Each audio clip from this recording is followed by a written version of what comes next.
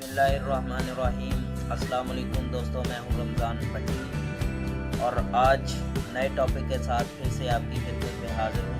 आज हम बुखार की मुख्तलिफ़ अलामात और इलाज के बारे में बात करेंगे। नंबर 1, अगर किसी शख्स को गर्मी की वजह से बुखार है तो उस शख्स को इमली का पानी यानी रात इमली को पानी में भिगो दें और सुबह पानी पीने से बुखार की शिद्दत टूट जाएगी।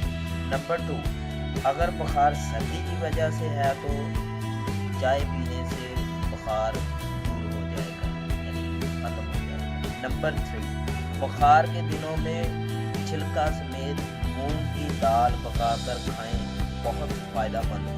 नंबर 4, तेज़ बुखार की सूरत में पानी में कपड़ा भिगोकर सर से पाँव यानी सारे जिस्म पर फेरना बहुत मुफीद साबित होता है, जिससे बुखार की शिद्दत में बहुत जल्द से कमी वाक़या होती है। नंबर 5, अगर किसी शख्स को हल्का हल्का बुखार रहता है तो उस शख्स के लिए गन्ने का रस बहुत ज़्यादा मुफीद है।